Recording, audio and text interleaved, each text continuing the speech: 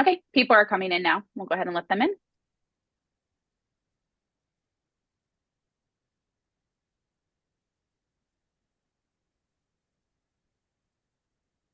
This is Paige. I'm going to be taking the notes. Six down. Five down. Six down. Two down. One down. Five down. Four down.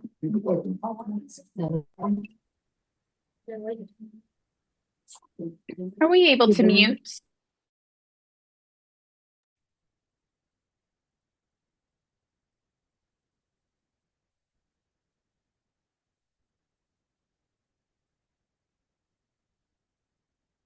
Ronnie, do you mind turning your video off as well, please?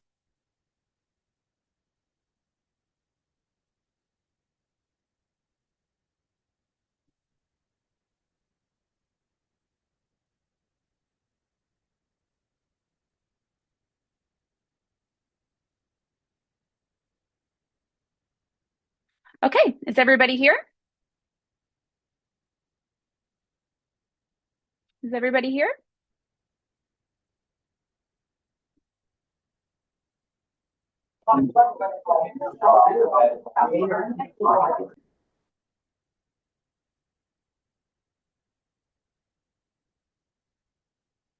Okay, is everyone here?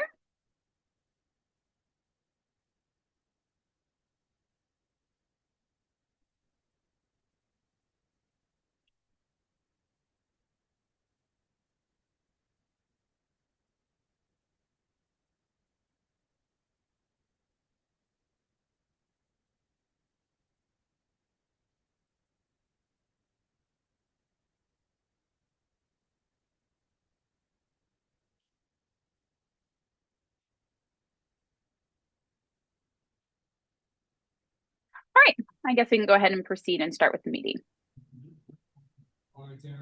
Paige, are you ready? Ready. All right. Okay, we'll go ahead and open and adjourn or start the meeting. I'm sorry. I want to go ahead and ask the committee for the agenda. Have we all had a chance to look over that? And somebody make a motion to approve the minutes? Motion. Second to approve the agenda. Any discussion? None. Okay. We will go ahead and approve the minutes. Thank you.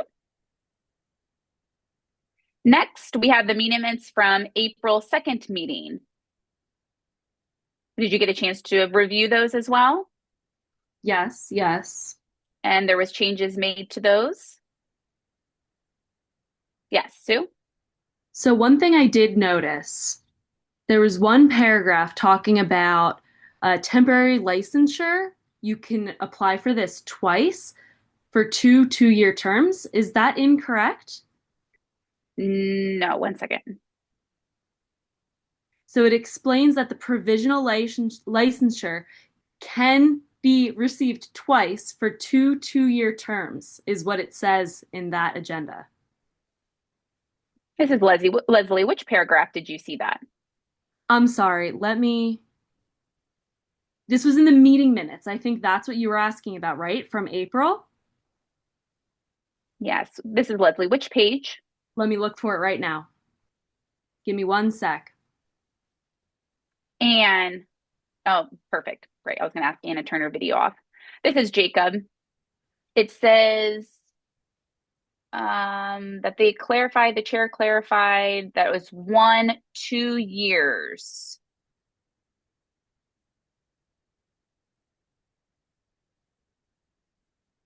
One for 2 years. This is Susan. All right, perfect. Somebody already changed it. Great. That answers my question. Ignore me. Okay, and then did you have a chance to review that? Does anybody make a motion to approve the minutes? This is Leslie. Motion to approve April 25th. Susan seconds. Okay. Okay, no comments, correct? Nothing to discuss? All right, we'll go ahead and vote to approve the minutes. Leslie, everybody say aye. Support. Everything has passed, yes.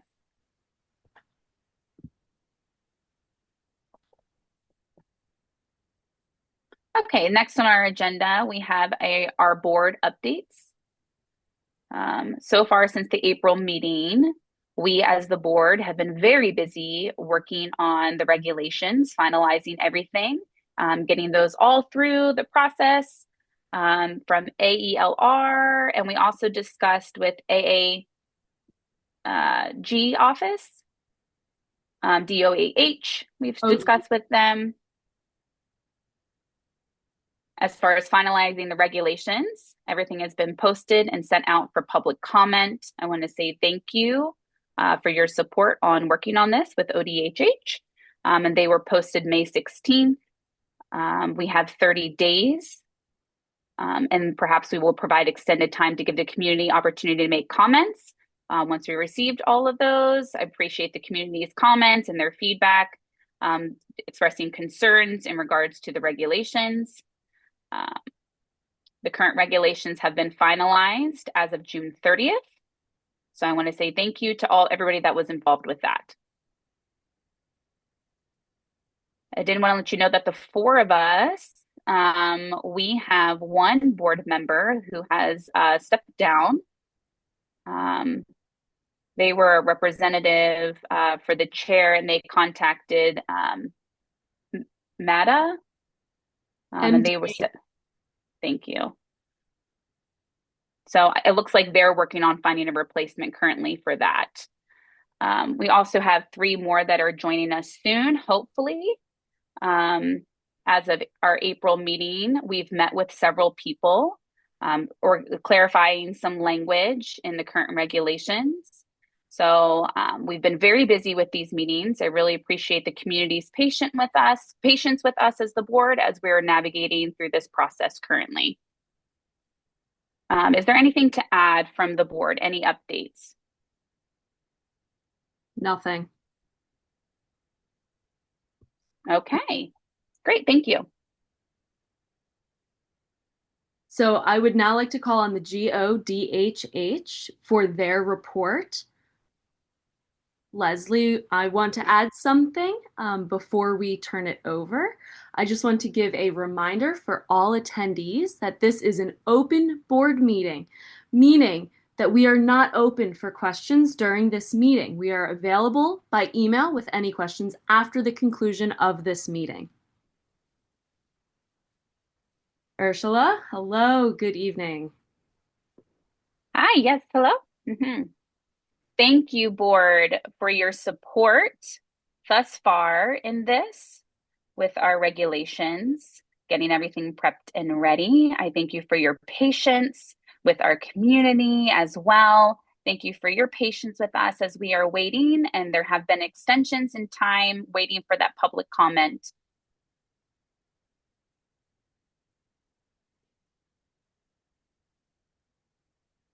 I would like to share with you all from where I am at.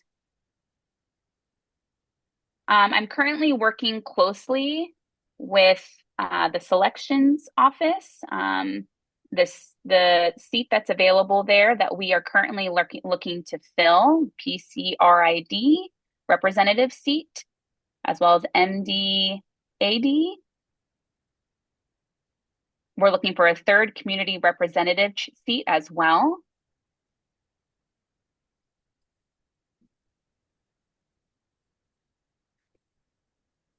I work closely with the appointment office to be able to push this through. And they are expressing their needs to be able to fill these seats quickly.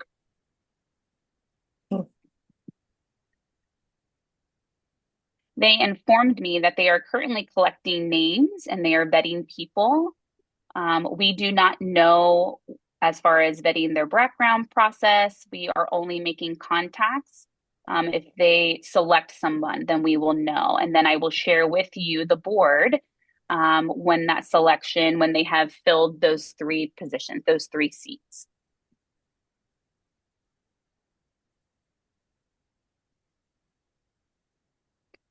I'm wondering why. You might be wondering why it's taking so long. It's been since 2025 that we have not appointed these seats. They said that they are waiting until everything is finished, the legislative meeting's finished. And so now we're currently waiting and they are screening. They're working very hard to expedite this process. So hopefully we'll hear something soon. Do you have any questions about this process? Leslie? Hi, Hi, this is, go Leslie. I ahead. have a question. I just want to clarify, is there any way that we can contact them to see if there's, I mean, I assume that there's, we know that there are some community members who have submitted their name, and this was during the last legislative meeting. And we know several people have already told us that they've applied in the past in August and September, and that was at the beginning of the legislative meeting. And so we're wondering, does the board have communication with them?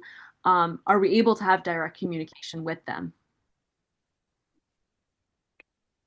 So to follow up, I don't mind doing that. That's not the issue. In regards to the appointment, it's just the people who have applied. Sometimes with them, in regards to contacting them, they might have to be reassigned to like a different board or maybe a different seat. So we're trying to find maybe a better fit for them. So it's kind of out of my hands as far as where that decision's made or who picks as far as who for the board or which board is selected for them. Yeah, Jacob? Hi, this is Jacob. I know that we are close to picking new office seats, and I appreciate that. It's nice to have a full board, hopefully this fall. Looking forward to that. So in 2023, actually, since then, we've never had a full board. And so hopefully in the fall, this is possible.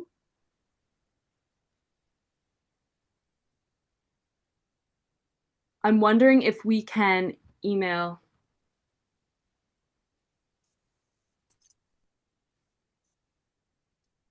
It's just the urgent, I think you said the urgency of this. Perfect. Thank you.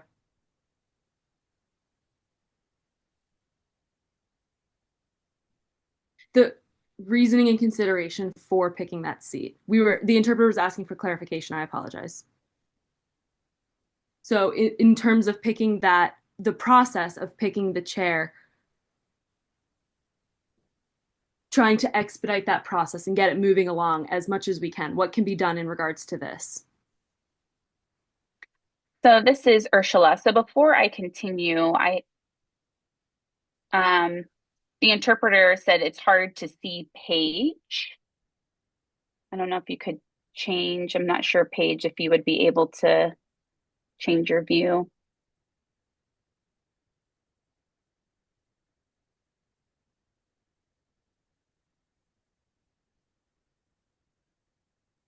Leslie saying, I can see her okay. Yeah, me as well. Jacob, you look fine to me as well. So this is Ursula. In regards to your comments, yes, they have recognized the urgency for this, for filling these seats. That was a reason why they had contacted me. And I said, yeah, let's go ahead. I've been waiting for them, in essence, to finish up, filling these seats. So I didn't know what the holdup was. So I just said, yes, I agree. There is a sense of urgency to get these seats filled. So yeah.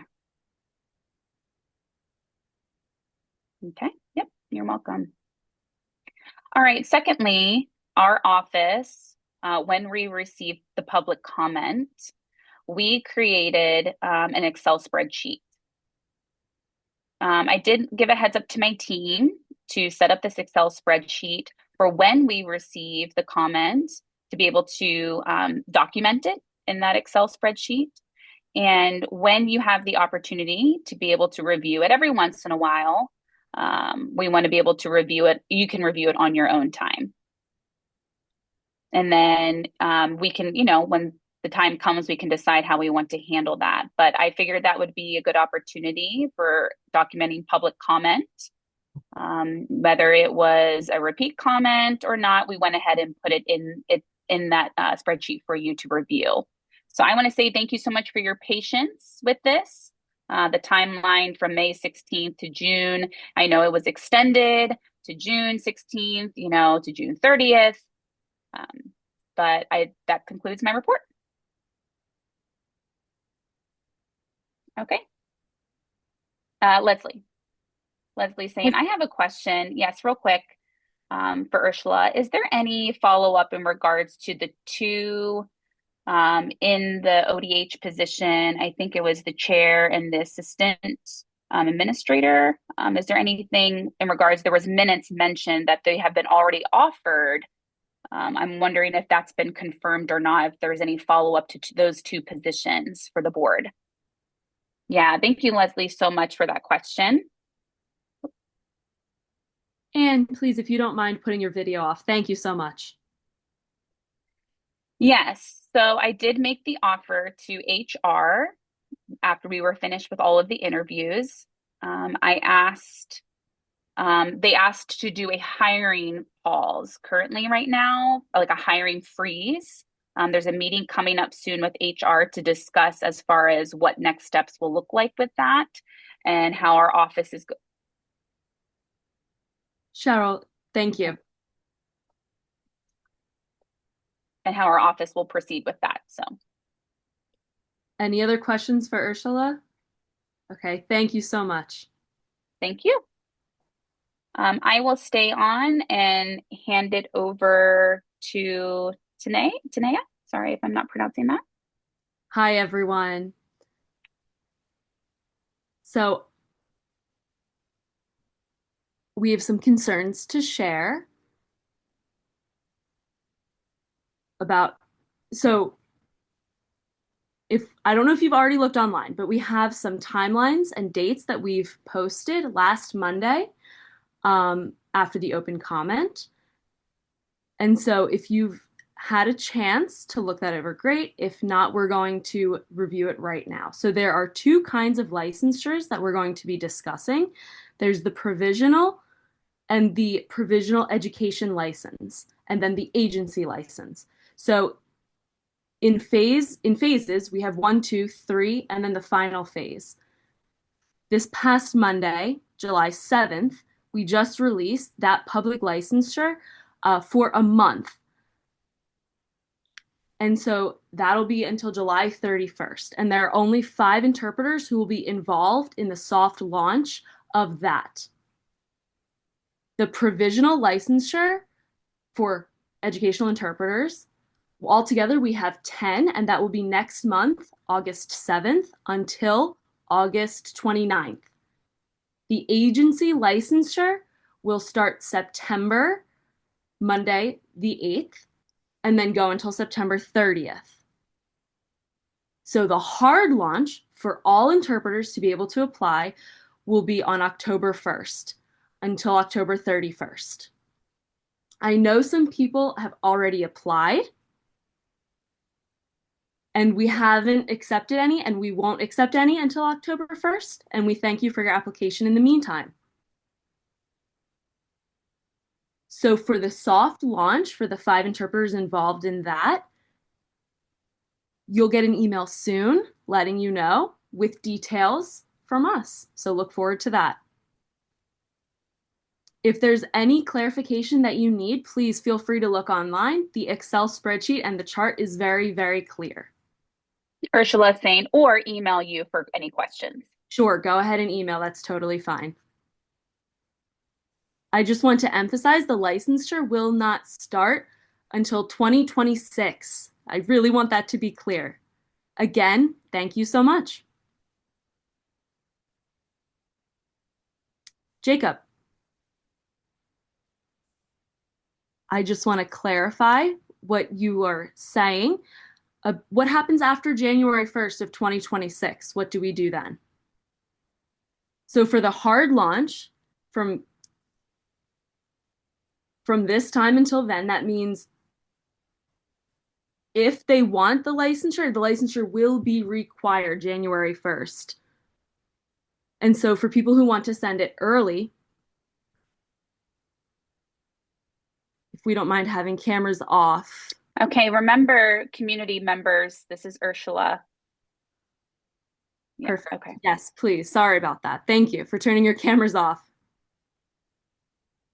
Answering your question, let me get back to that. So the interpreters who apply after October 1st are good to go.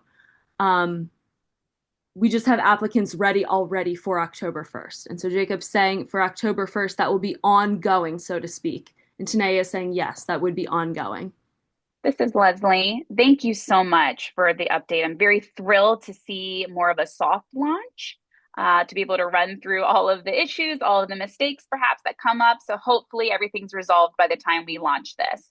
I did want to add a reminder to the community that there's a lot of comments and questions and clarity coming in that if perhaps an interpreter applies or if anyone applies before January 1st, 2026, that your license does not start until January 1st. So that so October 1st, if it expires, so you wouldn't have to pay until January 1st. So I wanted to get clarity on that.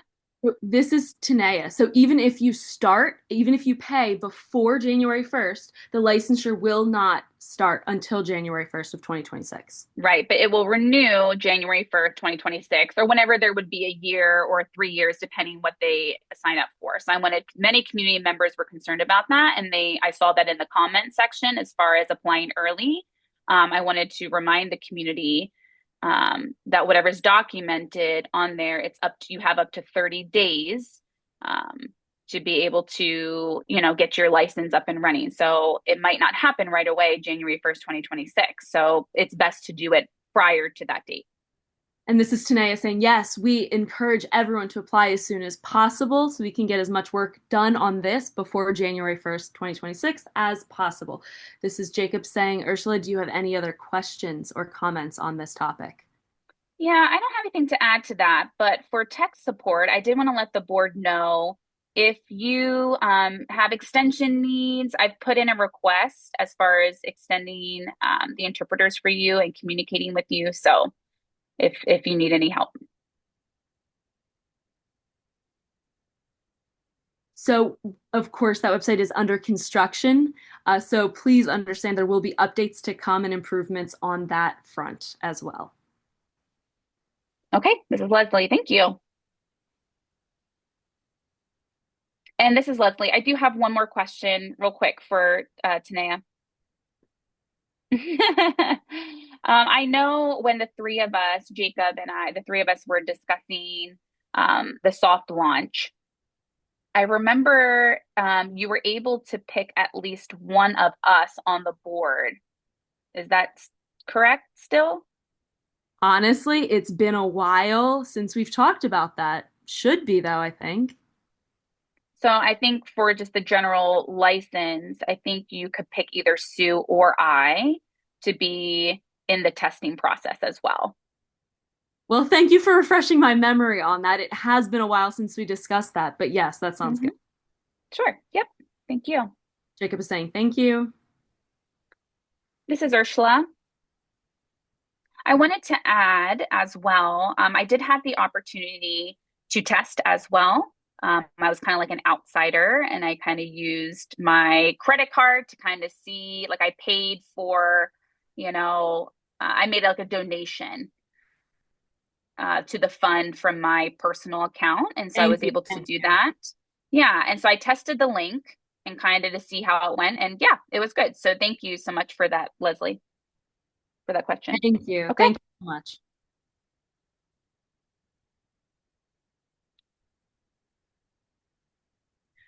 Okay, so I don't think we have anything else new on those other topics. So let's now jump into some more work. Are we excited, right? Okay, so I just want to let you know, let the community know that the board has around 280 comments.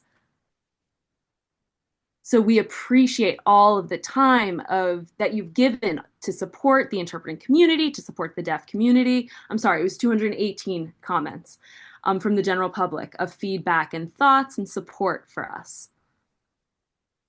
And so we're all in this together. It's not, me, you, them. No, we're all in this together. And so we all really appreciate the time that you spent to give us those comments. When the board has finished reading all of those comments, they're all in our consideration now that we have finished reading them. So the public comments will be posted on the website later.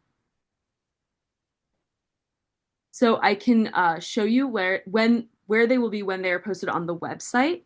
Um, so the board feels that we need to make some decisions moving forward.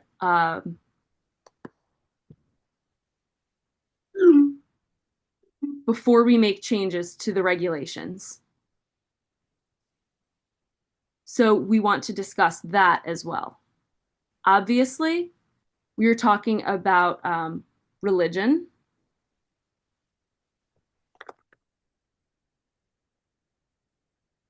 So before we move on, the board has requested advisors with the language of our regulations.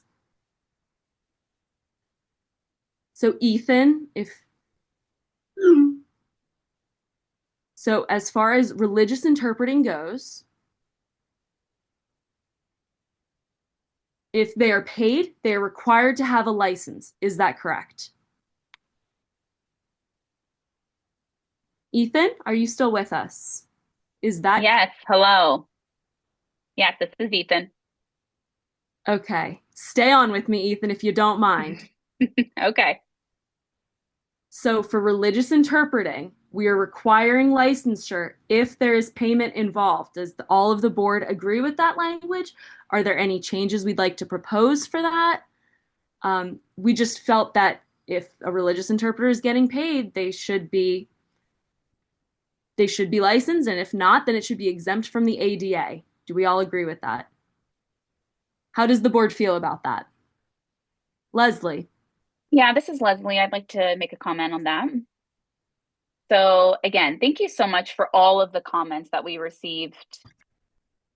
There was many comments in regards to religious interpretings, and we did notice there's been a lot of comments, maybe side comments or different meetings that have been emailed that have led to this point where we are now. And so we've really seen 50-50. Half of them want to keep the licensure. Some of them don't want to force licensure. And I think the biggest support is for requiring licensure, but that means there's no like sometimes people might have, not have anybody supervising events. They might not have accessibility to religious events if for some reason license is not required. So, certain businesses are required interpreter, except like Ethan clarified this morning about the public comment events or other big celebrations that are happening in perhaps like a religious setting. So I'm just still not sure which is the best approach because there's a lot of people who do not want to require license. But then there are some, however, interpreters who themselves like just couldn't understand our signing in our meeting. Like they had to speak for themselves and they had to use the interpreter to sign for them, but yet they're getting paid. So I feel like not very confident in allowing them to interpret and actually work as an interpreter without licensure. So just the perspective I wanted to throw out there. Ethan, I just want to clarify something. Through religious interpreting, volunteers are not required licensure. Is that correct? By law, that's correct.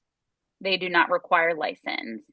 By law, the law says yes that they are not required to get licensed if they like volunteer. It is not a paid assignment, and that it's in a certain setting that does not require an interpreter by law. So often that means by the ADA, Maryland state law, it's different.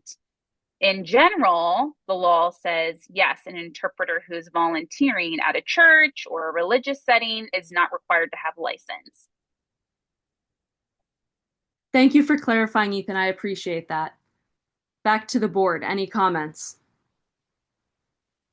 Thoughts? Questions? What do we think about religious interpreting? Do we keep the current language or should we modify it?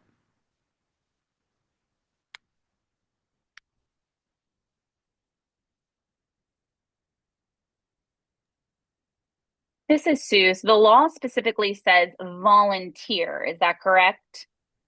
No license is required if it's voluntary, but if the church is paying the interpreter every Sunday to interpret, then in my opinion, I feel like they would need license, correct? Because they're earning a wage for their service.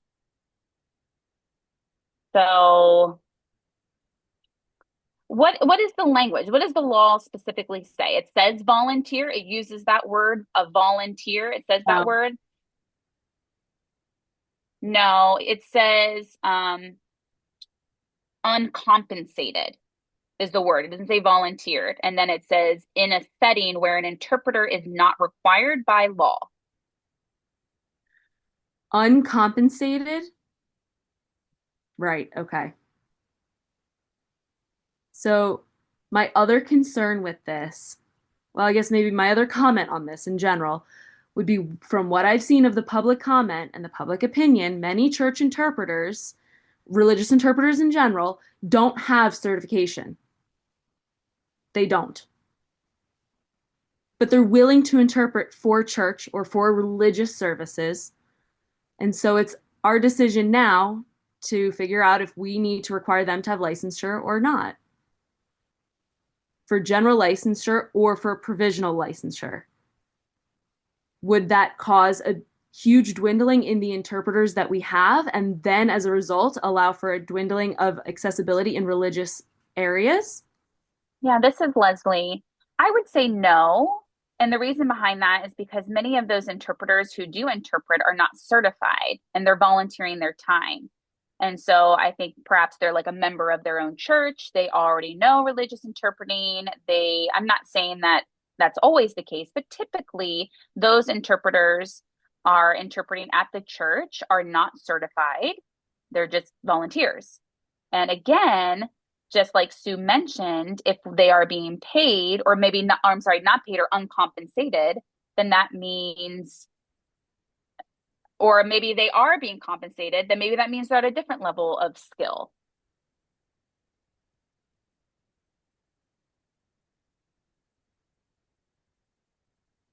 Yeah, this is Paige. I'd like to add a comment. So, from my personal experience, I have attended church before, and the interpreter was not certified, did not have the skills of a certified interpreter. And often, that church is just very grateful and they'll give them like a cash gift, a monetary gift. It's not like they're paid by like they get taxes deducted, things like that. It's just kind of a Under the gift table, right? under the table, right? Under the table. So, honestly, we can't really follow that.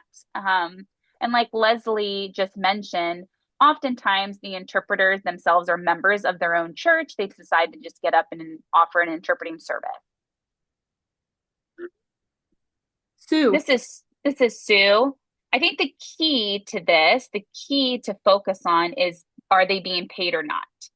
That's the biggest thing. If they are volunteering for a religious event, that's fine, then follow the law. However, it's a different issue if they are being compensated regularly, and perhaps then we need a licensure, in my opinion, because when the interpreter is paid, the deaf consumer has a specific level of expectation with that. They expect them to be skilled enough to be compensated for their work. So from what I'm seeing, I think let's leave the current language as is in the regs, right? Yes, yes, yes. Okay, great. Thank you. Moving on to the next issue. Let me go back a minute. Okay.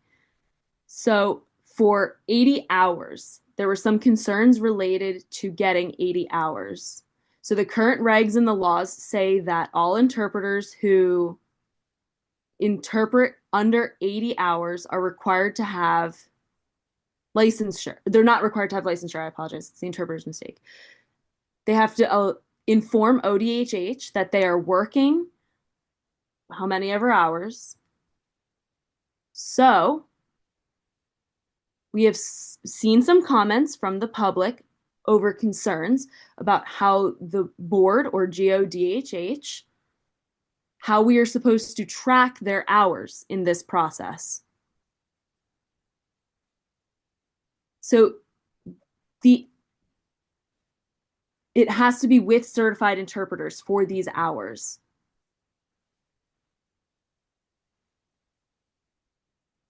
So, what do we all feel that that looks like? I have an idea that the interpreter who wants to work in the state from outside the state has less than 80 hours, for example, lets GODHH know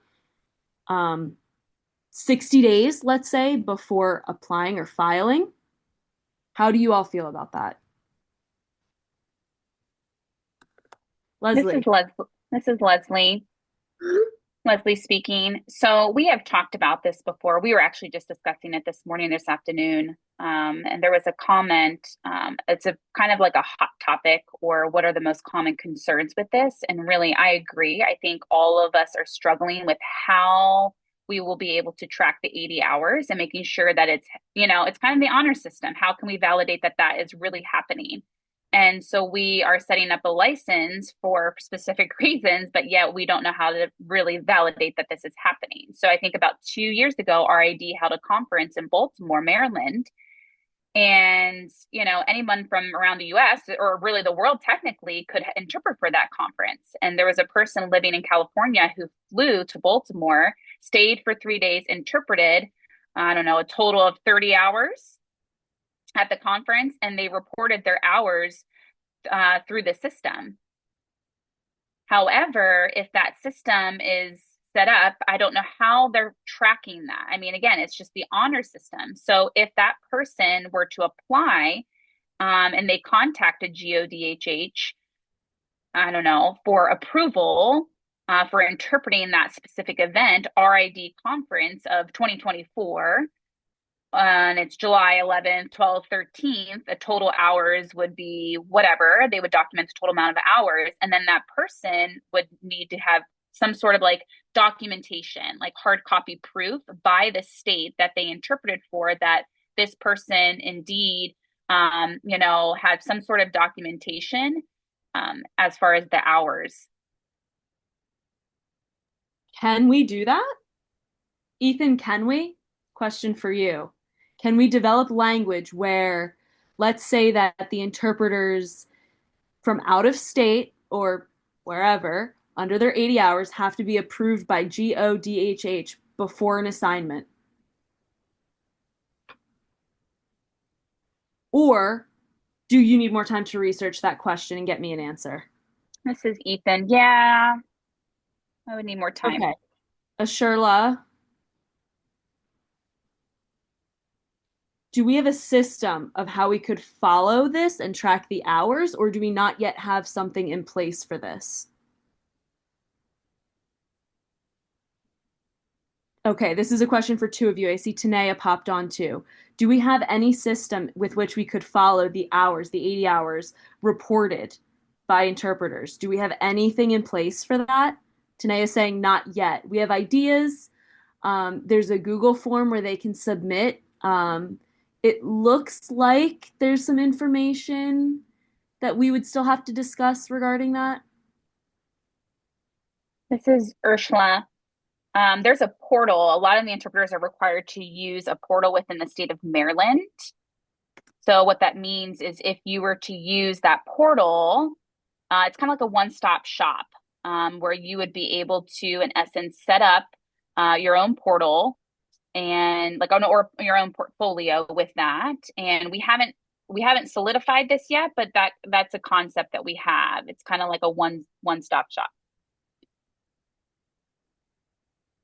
Are you talking about No. anyone who's applying, So or? an interpreter who's working less than 80 hours must inform GODHH of their hours, their work hours. So they would need to follow and make sure that they are up to 80 hours. And then above that, the interpreter has to be licensed. So are you saying that for interpreters under those 80 hours going through the portal, is that what you're suggesting? We could set up something there for them and make that an option for them. We could do that. Even if that means, they're not applying for licensure, we could do that. Or if they are, we could use that for tracking. Okay, great. Thank you. Leslie, did you have a comment? Yeah, this is Leslie.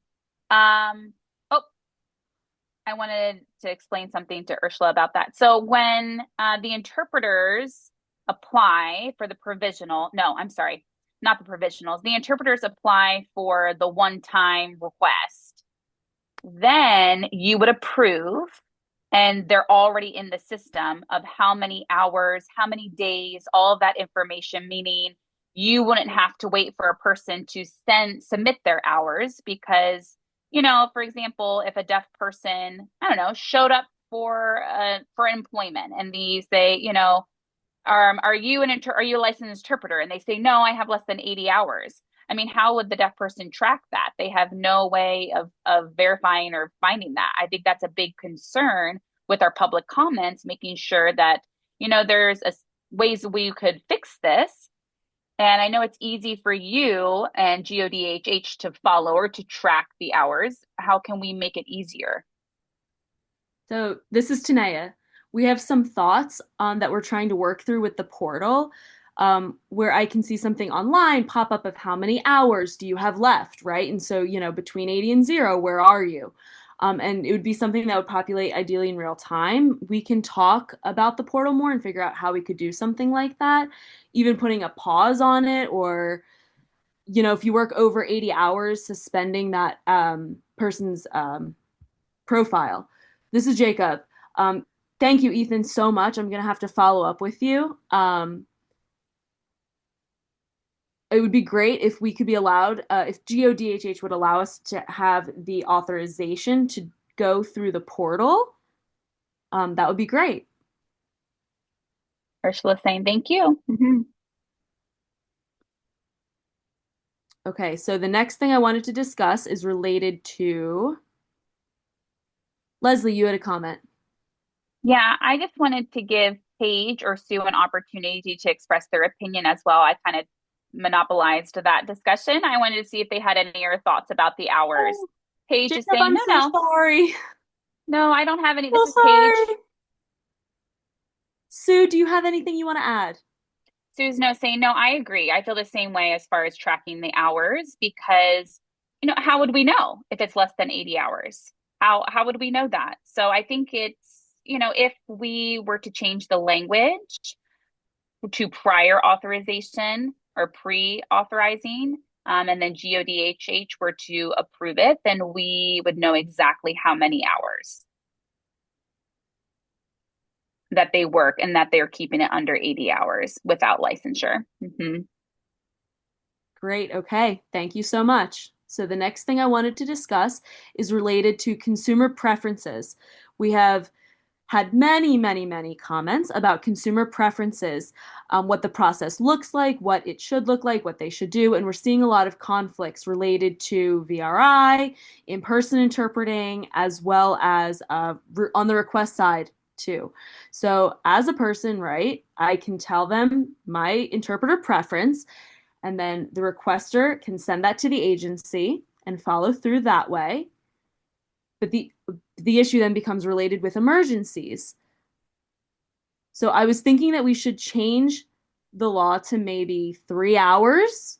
I was thinking, in more rural areas, maybe in the South or the East, it's harder to find available interpreters in such a small radius. In places like Baltimore and Frederick, there are just, a lot of interpreters available that would be willing to interpret and show up to a job last minute. So related to the law change with 3 hours, what are our thoughts on that? This is Paige. I think that's a good idea. Sue, thoughts instead of 60 minutes giving 3 hours?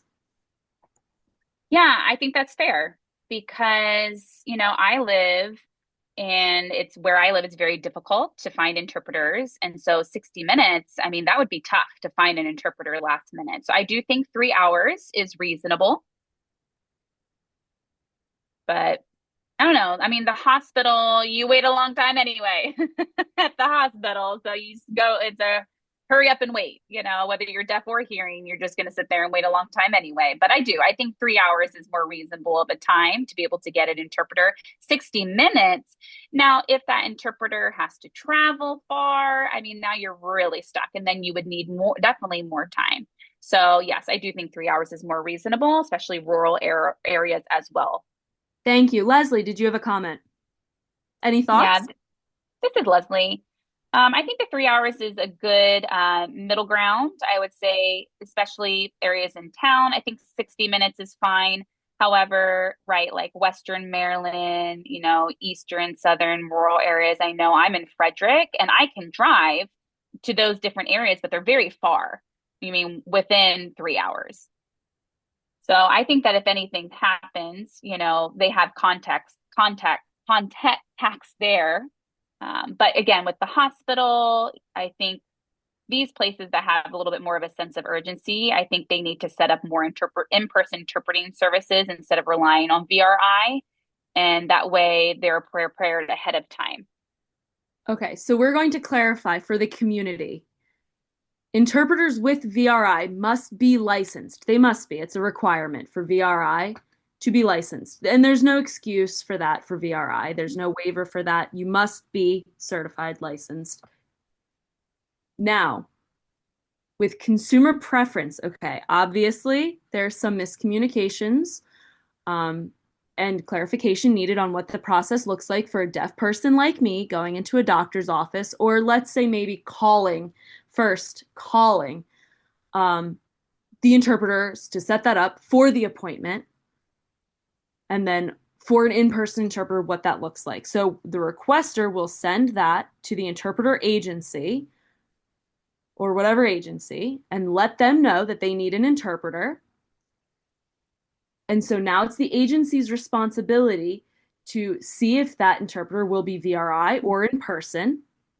And so that now falls on the agency who is responsible for following through with this process. It's not on the requester.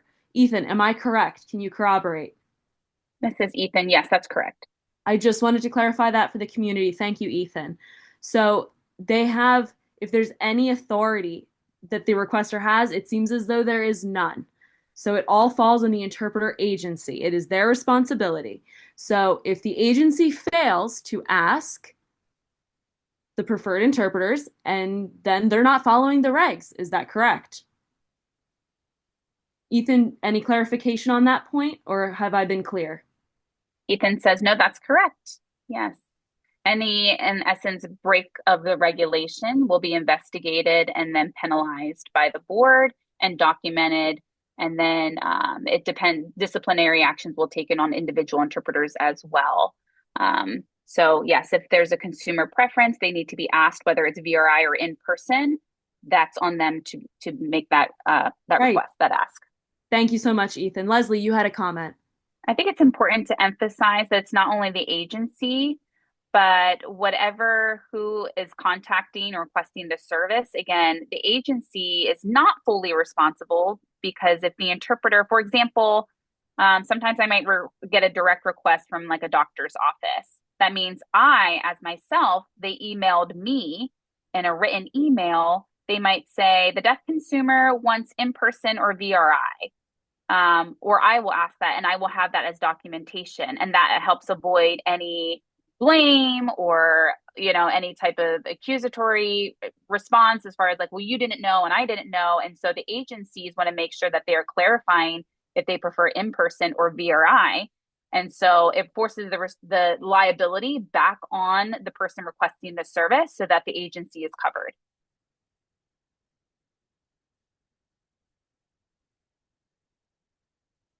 and and we're not able to. I mean, it's the interpreting agency is responsible for that. Leslie's saying no, it's not just the interpreting agency because sometimes the interpreter is hired directly, right? But those two groups have to confirm with each other, with the Yes. business, Yes. to make sure that the customer's preference is documented. And we need to educate the community on that, and agencies and the doctor's office and the consumers as far as what they are allowed to require, and they are allowed to express their preference. So I have a question for Ethan, if you don't mind helping me with clarifying this for the community too. So there are some concerns, right? So let's suppose I go to the hospital. I go into the emergency room, for example, I'm in the ER and I need an interpreter. So in the ER, They give me VRI. I wanted in person, but the hospital says no. VRI is your only option. What are my rights? What can I do as a deaf person in the ER in that situation? This is We can Ethan. discuss it later if you prefer, Ethan. Yeah, I apologize. I'd have to respond in writing to that. Totally fine, no worries. I just have heard that from the deaf community. That's one of their concerns. Because, a few deaf people, plus interpreters as well, they have to have trust. But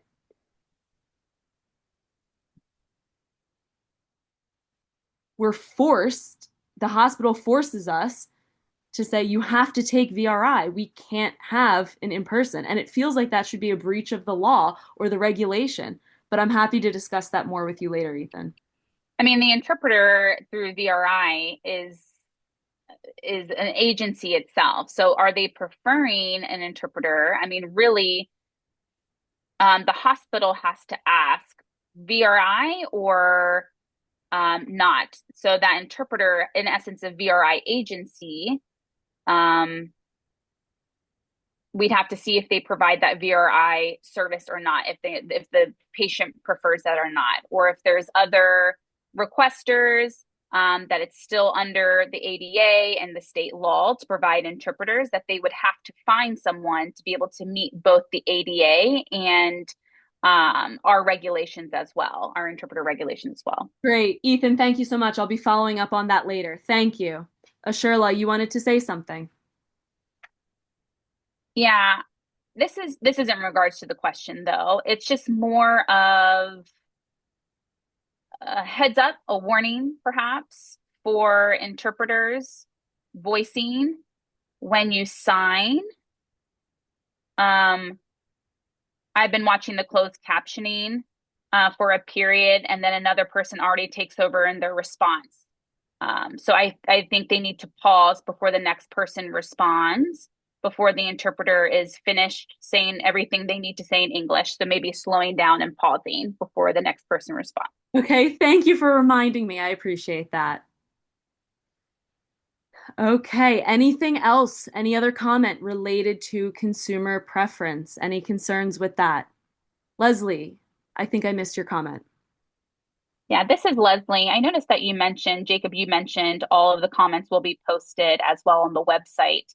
However, I want to emphasize that we did get a lot of comments in regards to consumer preference versus certified and not certified. And that comment is not about this consumer preference, it's about VRI and in person.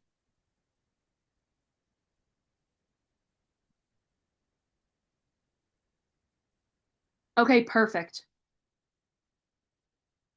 Okay, so we are finished with consumer preference. Are we okay with that part? Okay, moving on.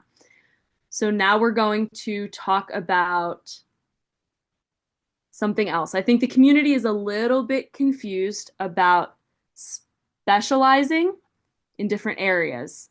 We've talked about it over and over again. We as a board have decided to drop the specialties or the specializations other than educational interpreting.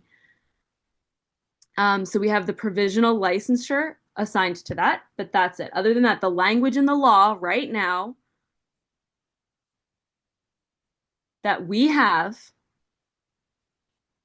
about the specialized regulations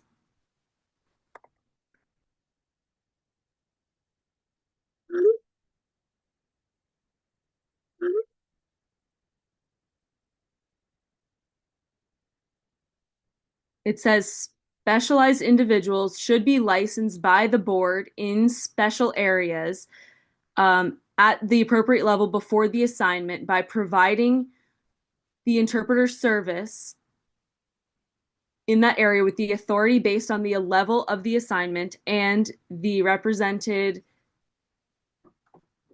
So the paragraph right there that says that it's under the general legislation or the general licensure. So thoughts on that? My understanding, and Ethan, again, I think you emailed me and I think I sent that to the board about educational interpreting. In general, licensure and licensed people must be, according to your email, they must get in education in that specialization, right? That's what your email said, if I read it correctly. That is in your current draft. Currently, yes. The language says the general community license can't interpret in the general interpreter license can't interpret in specialty areas. They must have a specialty license or in education in that area. So the current draft of regulation says that. Leslie. This is Leslie. Yes, that's correct. But currently, right now, there is no specialized license. So that language, it's not relatable to that. So as far as having a specialized license for the provisional license in education, that is currently in your current regulations now. Leslie's saying yes, but that's under the provisional. So remember, we discussed before this past April, when we started, all of the specialized licensure is on hold until further notice. And so we decided to move forward with the provisional and the general licensure. So everything was except the one in education. So the general license, that means the interpreter must get licensed in their general and specialized in education. So, but the law says that they can't specifically about that without having certification. So how do we back up and kind of fix that to be able to support, and accommodate these interpreters with the general licensure? We got that. But for the provisional, we wanted to make sure that we spelled out or explained clearly what that provisional would look like. So the general provisional, we have that, but for education interpreters currently right now who are working and providing educational interpreting services at schools all over the state of Maryland, they required the 3.7. However, that's not talking about the provisional. That's the specialized. Meaning I thought how I read the draft right now that the general licensure can work in education. Let me email that. That's a good question. This is Ethan. I'm going to take a break real quick. Okay.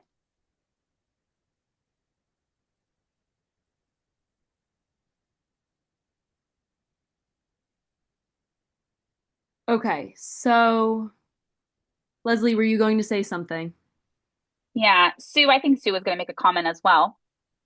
This is Sue. I was confused about this as well, because I was thinking that the board's intention was that general licensure would be able to work in an educational setting. Is that correct? But now I'm confused by the language in the law because the provisional licensure for me is not in a specialized area. It's a provisional. That means it's up to 5 years and then that's it. That's how long it lasts. So I'm not really sure Fucking about the people language or retarded.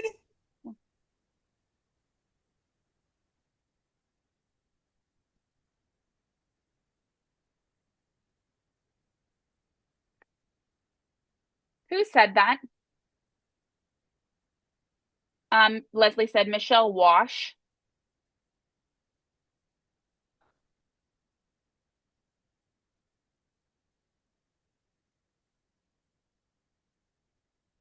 Michelle, can you Michelle, please mute please mute yourself? yourself.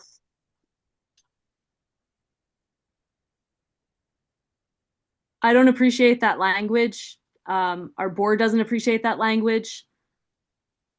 Please don't insult and disrespect our board like that. Please don't do that again during our meeting. This is Paige. I agree. I This is Sue. apologize I for agree. that interruption, Sue. Please continue your thought. Anyway, we need to figure out how to change the language to be able to satisfy and meet the law, because I don't want to speak for the entire board, but I do think the board's intention, right, was that general licensure would work in the educational setting as well. So we do need to figure that out because, well, yeah, we just need to figure that out. Yes, Leslie, you had a comment. Yeah, this is Leslie. I have two things that might be able to help us clarify this for us. For the community. So remember we had talked about how to keep educational interpreters but we would have to go back to the legislator of 2026 and have to change the general licensure, and how we could make, or how we could add the national, etc. And so until that happens, I think we're trying to figure out how to be able to keep educational interpreters going without completely disrupting the system and really making this a unfortunate situation for our children. And so I don't think we're going to have a specialized licensure in education within the next year. I don't know if we should just remove all specialized language from the regs and just reduce the confusion completely, because there's currently no specialized licensure or certification. So I think maybe we could plan to develop that at another time. But right now, I think all it's doing is causing more confusion, and any mention of specialized licensure is just not, there's no clarity behind that, causing more confusion. Okay, so I can email Ethan and ask him to modify the language a little bit about the board's intentions with that. If this is about interpreters in any setting or for provisional in general, any setting except obviously legal, medical, and behavioral health. That one must be teamed with a second interpreter, correct? That's And correct. thank you. And then the third would educational for those in schools in that setting. They have to have an EIPA of 3.7, and they must have passed the written test as well. That's the board's intention, if I'm correct. Paige says that's from my understanding. Great. Let me go ahead and email Ethan after the meeting and clarify that. Okay. So I think the most important discussion is related to the provisional educational license. So Sue, would you be willing to lead that portion of the discussion tonight? This is Sue. Yes, I can do that. Jacob, do you have anything specific that you want to discuss in regards to that, about the score? So first, okay, I want to talk about the grace period. So I remember we talked about that before. Yeah, go ahead. Thank you. Yeah, I can talk about that. So we received a letter from MABE, Maryland. It's Maryland Association Board of Education. And they are recommending that we extend the grace period for educational interpreters until 2028.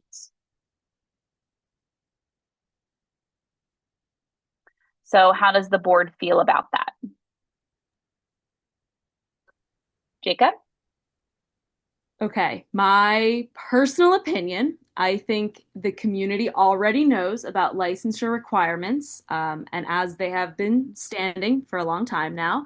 In the regs, as they've changed, of course, that's possible. But I think in general, for licensure, for provisional, all of that, as far as January 1st, 2026, leave that. For educational interpreters in that setting, postponing that to July 2026 or January 2026. So January is in the middle of the school year. So I think it's maybe better to push that to July. My question is it fair to require a licensure shift in the middle of the school year? My understanding, I might be wrong, but a few interpreters might not have met that requirement yet. So I think it would be safer to give another 6 months after January and push that to July, even September, August, something like that, so that the school year can start with the new licensure regulation in place. This is Sue. Thank you, Jacob. Any other members would like to comment? Any input?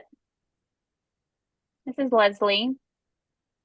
I'm sure many people are not happy with my response, but again, I think it's very important to have the discussion and to see it perhaps from a different perspective.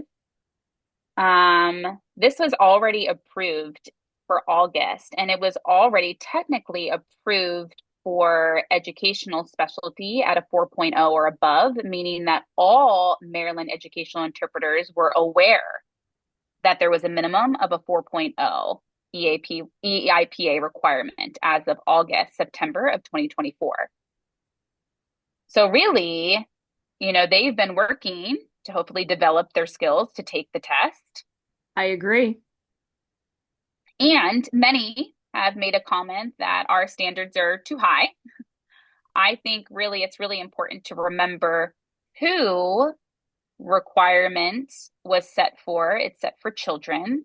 And again, a lot of people are not happy with my response or the response, but if more interpreters are concerned about their pay and they want to keep their job, I don't feel like maybe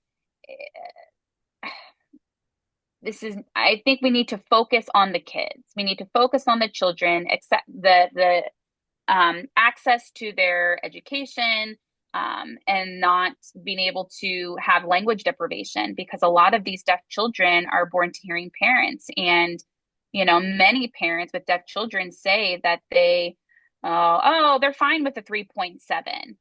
And every parent that I have talked with or that I have seen actually stand up during a town hall or during a meeting, they all say that they have already lowered their standards with a 4.0, or that we have. So I think, being lenient on this is, I think, for these educational interpreters in the state of Maryland, they knew what to expect. They knew what was coming and what needed to be done, and they needed to do everything they could to be able to prepare for this exam. Jacob? Yes, Jacob. Me as a deaf person and the deaf community as well. So we know that for the deaf community, we want to have a higher standard for interpreters. We obviously want that.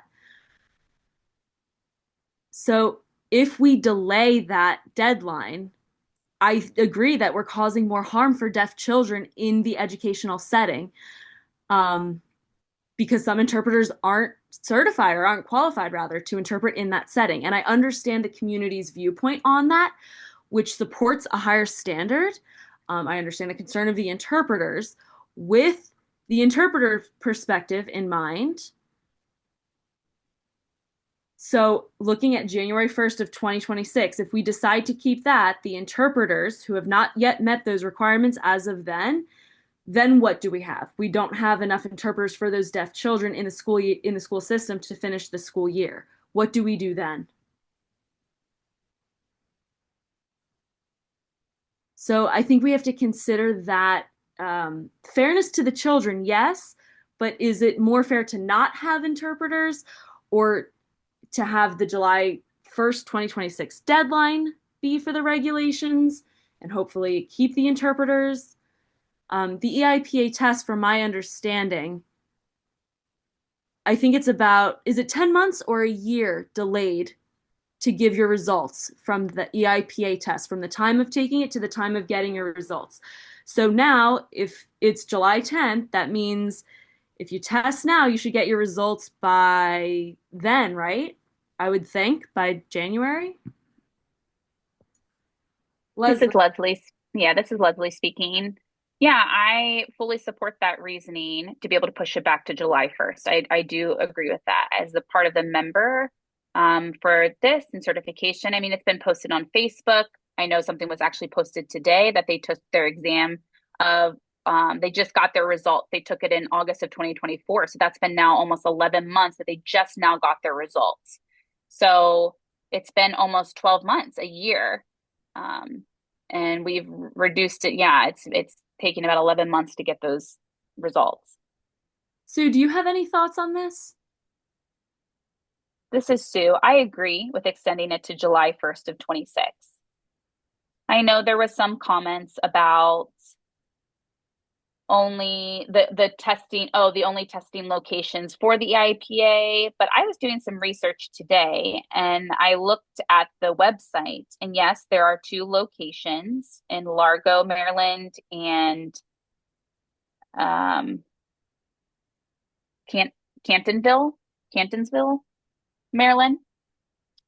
However, we also have local testing administrators as well that can provide the EIPA exam. So I think it's really important for the interpreters to kind of take the initiative to do the research on their own and take responsibility to find a location for them. But I agree we have been talking about this since 2024 about this. And honestly, really, the law says 2023. So now we are now 2 years past, almost 3 years with the extension. And I feel like that's enough time. That should be enough time for them. Sorry, I have something else to say. Yeah, this is Sue. And I think the extension to 2028, that is way too long.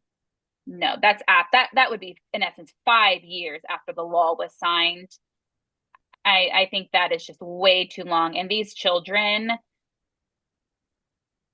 we need to focus on the children. Yes, they're only educated. They have 13 years in the educational system. And if the provisional license is for 5 years, that's almost a third of their entire educational journey, for their 13 years. And so we need to stay focused on the kids, and we need to make this a priority.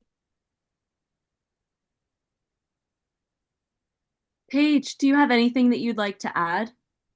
This is Paige. No, I agree as far as having skilled educational interpreters. Yes. Great. Thank you so much. So, just to clarify, we want to push the deadline to July 1st of 2026. This is Leslie. I think we should submit a vote or motion a vote to have that on record. Sure, sounds good to me. So I motion to postpone to July 1st of 2026. I second July 1st, 2026.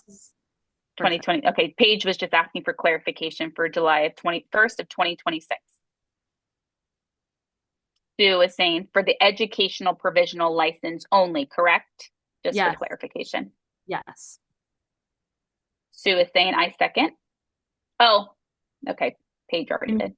Paige second. So I think that there's no need to discuss further. It sounds as though we've passed that for July 1st of 2026. All in favor? Aye. Sue, Leslie? Yeah, well, this is Leslie. I wanted to add a comment, but I wasn't sure if this is a good time. It's about educational. We have other things to discuss, but go on, bring it. You got it. Okay, it's not a discussion topic, but I wanted to remind everybody that we planned with GODHH to already submit to the legislation for tech changes for education as well. So be prepared that the board will be going back to the 4.0 for an educational specialization. Okay. Sue, any comments? This is Sue. A 4.0 if they become certified, or right? Because the EIPA it's not certification. So when that's finished, they will become certified, and then it would be a 4.0. Yes, that'd be correct. Anything else to add or discuss on this topic?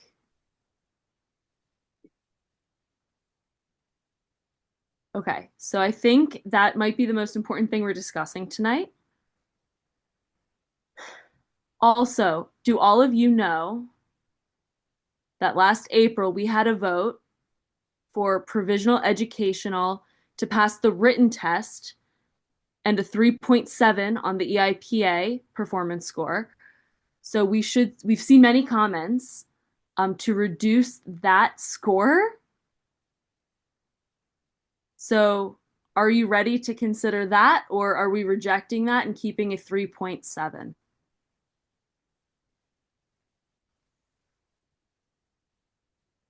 Leslie, do you have a comment?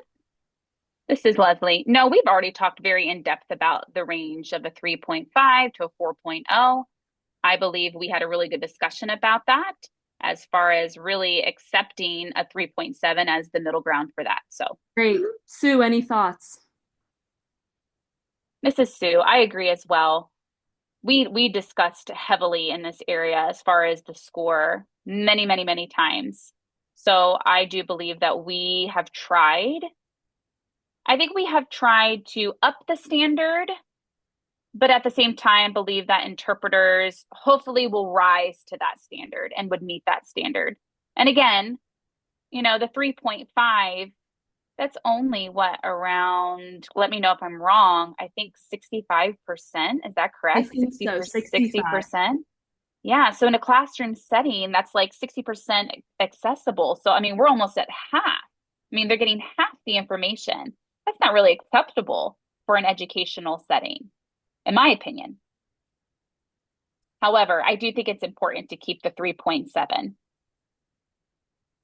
I know that is achievable and that interpreters can do that. Great, thank you. Paige, do you have any opinion on this? Nope. I think what Sue and Leslie commented was correct. Again, we've already discussed this heavily before. The past, was it April or this most recent April meeting? We decided on the 3.7. I think that's appropriate for the provisional. Great, just wanted to confirm because we did have many comments, so I just wanted to get that out there. I think we've covered a lot tonight. Leslie, you have a comment? Sorry. I know we're getting close to the end of our time. The interpreters were only booked until 8:30, so I'm trying to hurry. One thing, oh, sorry. One thing that we saw a lot of consensus on in the comments and a lot of back and forth about as far as what is right and wrong uh, is who is labeled an agency and in regards to like a hospital or staff interpreters, schools. So I think that is something that we also need to read and look over and get advice from Ethan and perhaps look at that again.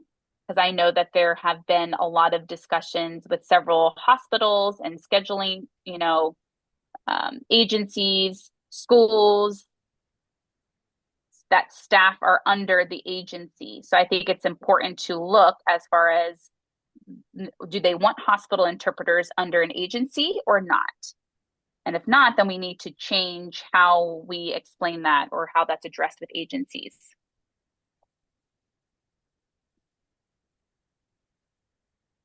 So that's up to you if you guys think that that language merits a change or not.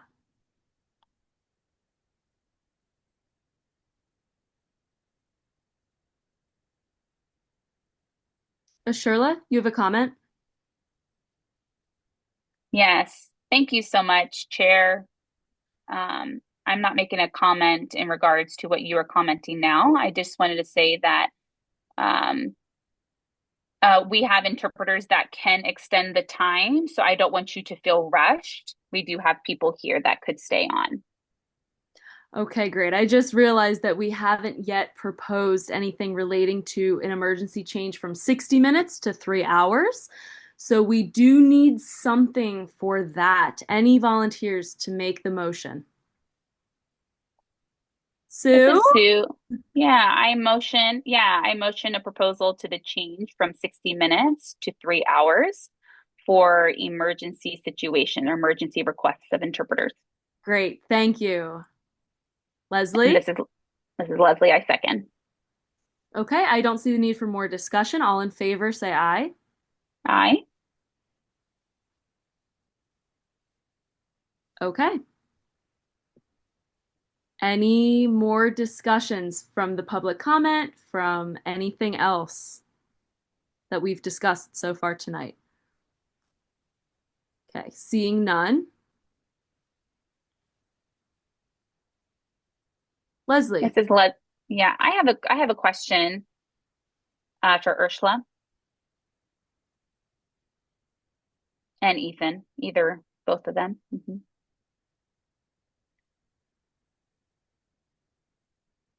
Hello. Okay, so just clarifying the process, I have a question. So we decided to make some changes, um, and I would love some advice from you, Ethan, as far as we've already voted and decided to move forward. However, depending on the changes and clarifications as far as what we've discussed tonight on the regulations, will that each change or all those changes will be required to go through the 60-day public comment period again? I'm sorry, 30-day public comment again. This is Ethan. Okay, so as far as Maryland's APA admin process, they have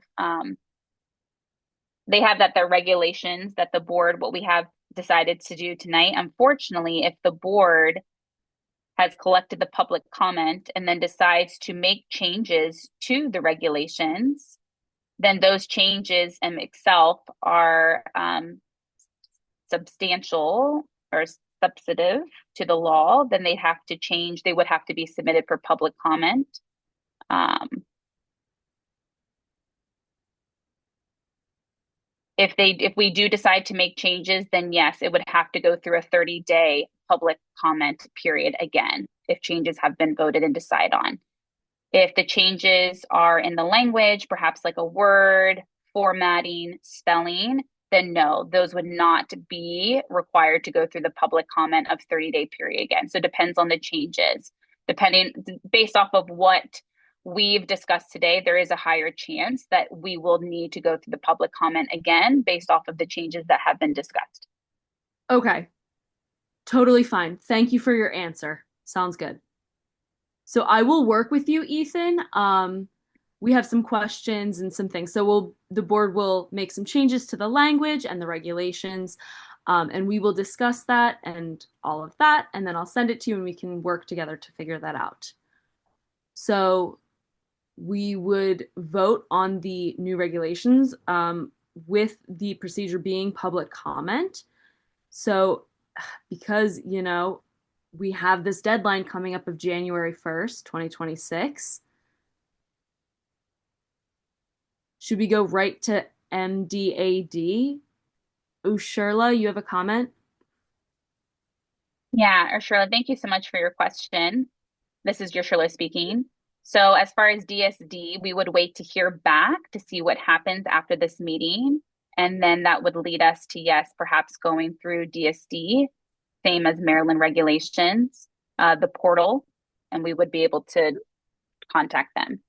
Okay, thank you. So I'm expecting, oh, Shirley, you have more. I'm sorry. I said the Maryland registrar, not regulations. Thank you. Okay. For the captioning purposes, great. Thank you. Okay. So we'll make those changes. Ethan, I will email you and then clarify with the board any thoughts we have, any questions for Ethan. Please send them to me tomorrow night or Saturday. Probably best to send them to me by Saturday, and then I'll have them to Ethan by Monday morning, if that sounds good. And then that way we'll have next week to look at it all, tweak it all, and hopefully by then we can have another board meeting at the end of the month or maybe the first week of August. Do we all agree that that timeline could work? Leslie, sorry. It's me, Leslie. Yes, this is Leslie speaking. Ursula, what is the next DSD meeting? When is that? Is it every 2 weeks? Is it tomorrow or next Friday? This is Ursula.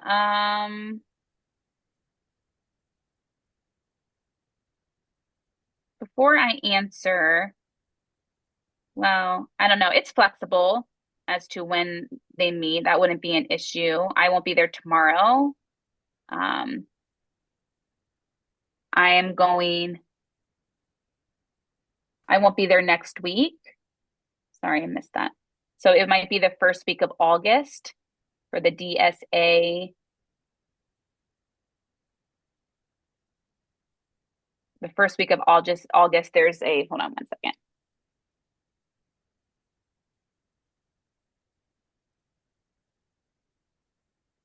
They have the DSA, Deaf Senior Citizens of America Conference. NASADHH. It's the same week as that. That's the first week of August. So I'm just giving a heads up that that's going on the first week of August and the second week as well. NBDA. Okay. Thank you. So I think, Leslie, Yes, so DSD will post the regulations. They'll post their regulations for public comment every 2 weeks. So tomorrow, yes, they should be posting, and then we can adjust our meeting time according to that. So we'll look tomorrow, and then from there it would be 2 weeks out, 2 weeks out, 2 weeks out, etc., so on and so forth. And so that means that our meeting again would follow the DSD timeline. Am I correct in saying that? Leslie, am I correct in saying that?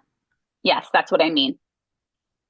Yeah, the reason I asked is because in April I asked and it was extended, it was postponed. And then Ethan, we were talking about perhaps meeting, making sure that everything was met and then posting about it. Ursula's like, I apologize. I thought you were saying when is the next time that I'm meeting with DSD? Leslie's like, well, I guess maybe that is the right question then. So, from my understanding, when you give DSD the regulations, it's posted. And when they post it, then it becomes open comment. So, do you have a meeting with DSD before they post it? Or are you submitting it to DSD and then they post it? This is Ursula. I'm going to be meeting with them to explain what has happened. And so, just like Ethan mentioned, it will look like there will be another 30 days of public comment again. And so we'll have to discuss as far as like all the changes that have been recommended. I think it's mostly about language, nothing else. So when I explain that to them, then they will give me possible dates for us. Leslie's saying, okay, do you mind letting the board know ASAP about that? Because I think it's really important to inform the community as well, especially if we want the portal to become live October 1st. Ursula's saying, yeah, I respect that. Yeah, I will follow up with an email with them and let them know what the updates are. I'm just trying to tell you that I can't, in essence, like I don't have a work meeting with, it won't happen tomorrow for sure, but I will be in communication with you and have to check my schedule. So once I hear more, you'll probably hear more from me next week. So when we have dates about when that's posted, we will schedule our meetings. The board will vote based on all of that. We can make the changes, vote, get it all quickly posted, all of that. I just don't want to delay it, a month, 2 months. Again, I don't want to be doing that. Right. Yeah, it should be more streamlined of a process now that Okay. we have already have it in the system. Okay. Great. Thank you.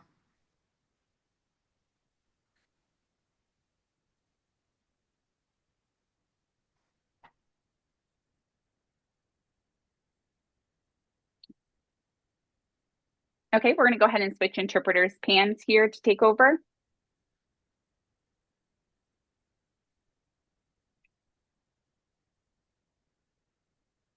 Pam, are you here?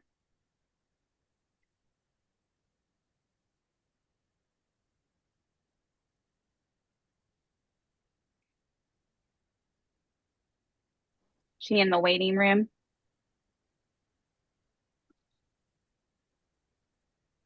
Can you hear me? Yes, we can hear Can you you. hear me? Pam, your name says Okay. Joe. Is that Yes. Pam? Yes. Pamela. Yes. Okay. Pamela. Are you good to go ahead and take over? Sure. Thank you. Thank you. Thank you, Alexandra and Kelly. Thank you.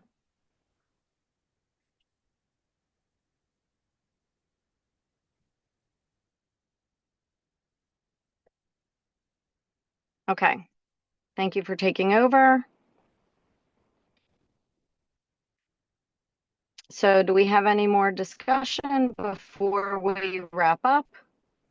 And we take any public comment from what has come through yesterday. I don't believe we have any.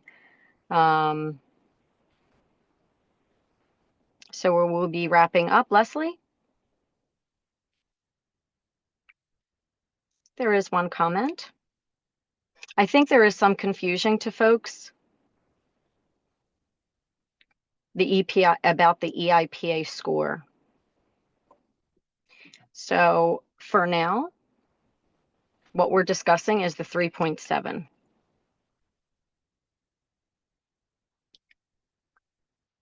So I will email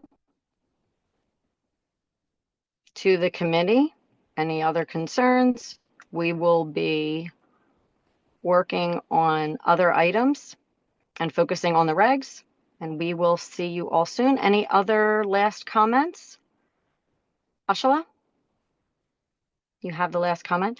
I just wanted to share that I know this experience is new for us, but it is becoming standard. There are other regions, other areas, and other states going through the same things. Regulations do go through changes where they need to be made. So whether there are comments, we will be focused on social media and focused on public comments. So we do thank everyone for their support during this journey. And this is Jacob. There is one more thing that I did want to say. I know that many public comments are related to the fee. And I'm assuming that we will be keeping that fee the same, or have there been any, or do we have any discussion about changing that fee? Leslie?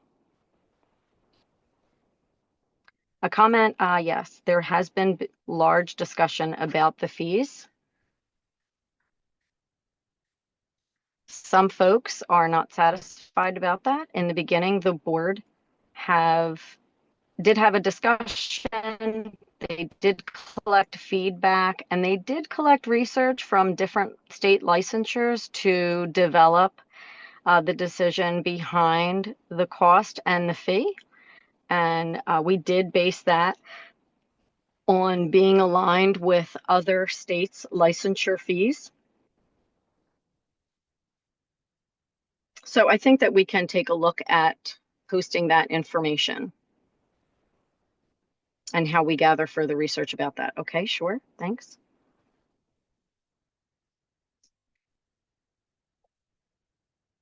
Okay, I think we will adjourn at 8:34. Thank you. Have a good evening.